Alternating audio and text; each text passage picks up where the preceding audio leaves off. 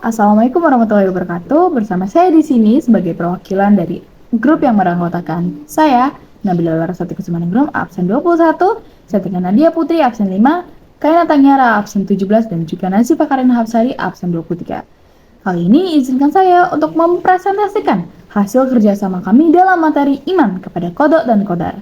Pertama-tama saya mulai dari pengertian. Pengertian kodok, kodar, dan takdir. Yang pertama ada kodok.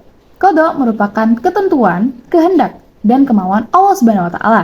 Sedangkan kodar merupakan perwujudan dari kehendak Allah Subhanahu wa Ta'ala. Dan yang terakhir ada takdir. Takdir merupakan ketetapan Allah Subhanahu wa Ta'ala kepada setiap makhluk ciptaannya.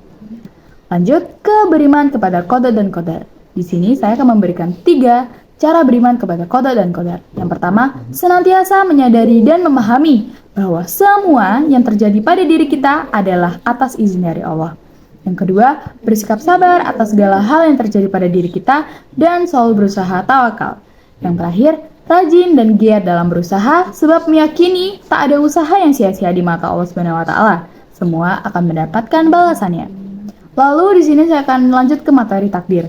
Takdir dibuat menjadi 2, ada takdir mubrom dan mu'alak. Yang pertama, takdir mubrom.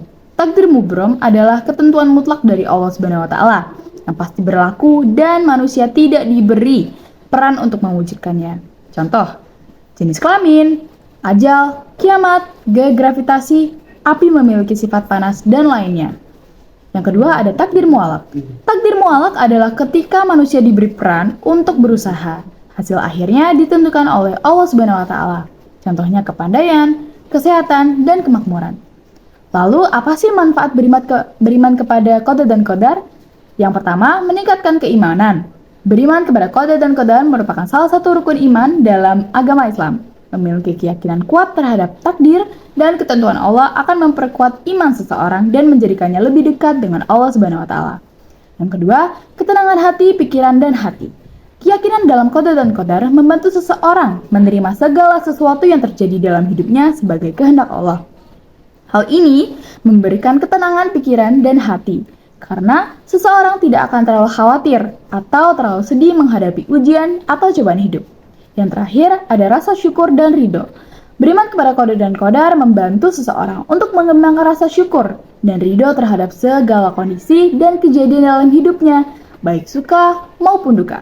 Seseorang akan mengerti bahwa setiap hal yang terjadi adalah kehendak Allah Subhanahu wa Ta'ala dan dia akan bersyukur serta merasa ridho dengan ketetapannya. Yang terakhir ada sikap mulia. Yang pertama mensyukuri setiap nikmat Allah, yang kedua bersabar atas semua cobaan dan ujian, yang ketiga senantiasa gigih berusaha, keempat bertawakal kepada Allah, dan yang terakhir ada makin mendekat kepada Allah Subhanahu wa Ta'ala. Mungkin sekian dulu presentasi dari saya terkait dengan materi beriman kepada kodar dan kodar. Kurang lebihnya mohon maaf. Wassalamualaikum warahmatullahi wabarakatuh.